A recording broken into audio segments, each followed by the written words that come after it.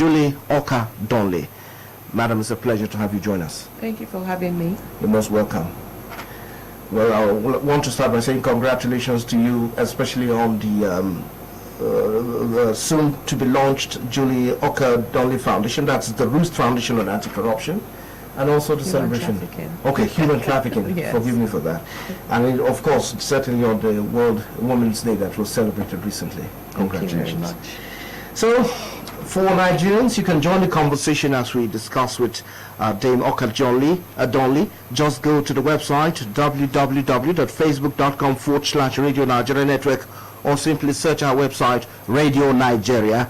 You can also follow the conversation via YouTube, Radio Nigeria. Have your say, all in one word, no spaces in between.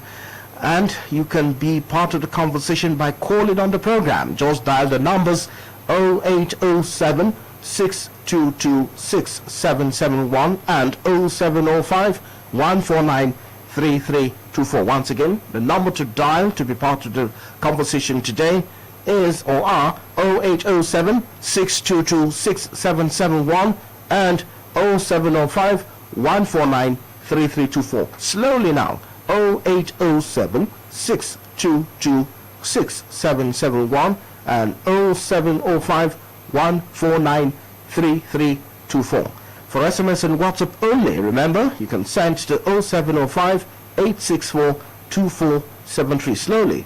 For SMS and WhatsApp only, send to 0705 864 2473.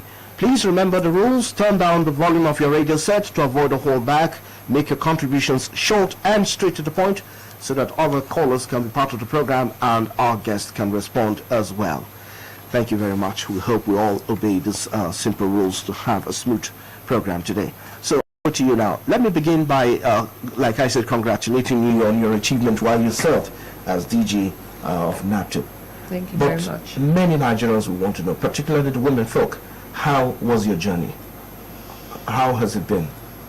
How was my journey while I was serving? Yes, serving in that capacity. Wow, that's a very tricky question. It was not that smooth.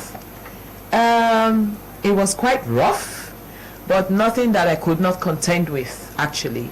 The crime of human trafficking is a very dangerous crime, very dangerous crime. Fighting the crime of human trafficking is a very difficult one as well. I mean, so of course you have people who you definitely step on their toes and who are not happy that you're doing your job. So you're going to have people who will be threatening you subtly, some who will actually come out to threaten you, openly, and so on and so forth. But I was not deterred. I knew it was a very difficult job, but I tried, to do it with all I could, with all my strength and with all that I had within me. Can you give us an idea of one of your most let me say daunting experience while serving? There's so many. Just an example. For me, what is daunting for me is when I get reports of victims of trafficking, not so much as the operations of my job, but for me what I found a bit daunting, a bit difficult, a bit not so pleasant is when I get different reports, like maybe a woman who poured hot oil on a child, and things like that. Very very traumatic for me, but not as so much as the operations of going out to arrest or prosecute anyone, but more of the reports that came to me, that especially had to do with little children, yeah, can be disturbing, I'm sure. Now, looking at the UN Voluntary Trust Fund, what is this project all about? The UNVTF, that's the United Nations Voluntary Trust Fund for Victims of Human Trafficking or Trafficking in Persons, is a trust fund that is managed by the UNODC, that's United Nations Office on Drugs and Crime, for victims of trafficking, especially women and girls, with particular reference to those who have been sexually exploited. So far, we have about 32 member states who are contributing to this fund. Nigeria hasn't started contributing yet, so it's part of my mandate to ensure that Nigeria is one of the contributors to this very important fund. We also have 34 private sector organizations who are members, and of course scores of individual donors who are high net worth individuals. The highest donors so far are Belgium, Sweden, Italy, Qatar, and France. So they've had various grant cycles where they give NGOs small grants to assist victims of human trafficking, to provide financial aid, legal aid, and humanitarian aid. And the last call, the fifth call cycle, was done December 2020, and then hopefully that will be out 2021. Okay. The idea is to empower about 3,500 survivors, who are in war-torn areas, where you have problems of, like in the northeast, and problems where you have weather, extreme weather conditions and things like that. So that's the project for this year. It's based on the 3P paradigm, which is protection, to give immediate humanitarian assistance to victims, prosecution. Victims will have access to justice, and prevention, coordination across relevant actors, and empowerment and support for victims' autonomy, through training and empowerment programs. Okay, yes, I caught a statement you made there that most of the donors are, I noticed that they are mostly European countries and one Arab country. Yes. Is there any particular reason for this? We're yet to have African countries on the list. No, there are a few African countries on the list, but what I'm saying is those were the 5 highest donors that I told you about. Okay. Yes. So now, does this trust fund target victims of trafficking alone, or is all encompassing, since it's under UNODC? It's the only United Nations trust fund that targets specifically victims of human trafficking, especially women and girls that have been sexually exploited. Okay. Now, how many victims have so far benefited from the trust fund? Can you give us some numbers, and based on what requirements? So far, this is the calling on. We just called on the 5th grant cycle, and each year they empower 3,500 victims. So 3,500 times the next 3,500 times 4, which is about 14,000. Yes, 14,000 thereabout, and we're hoping that this year another 3,500 victims will benefit. Survivors will benefit from the fund. So what kind of support do they usually receive in terms of what now? Humanitarian support in terms of, giving them the basic amenities that they need, financial support, training, empowerment programs, skill acquisition programs, access to justice to ensure that they get adequately compensated.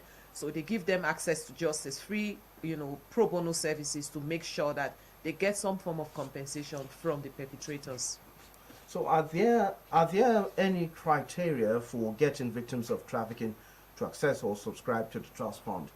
And then do you go as far as investigating those who are involved in some of these matters? No, I mean, that is left. These investigations and all of that is left to the law enforcement agency, NAPTIP to be precise. Ours is just to ensure that they have access to justice, they are given financial support, and they work through the NGOs.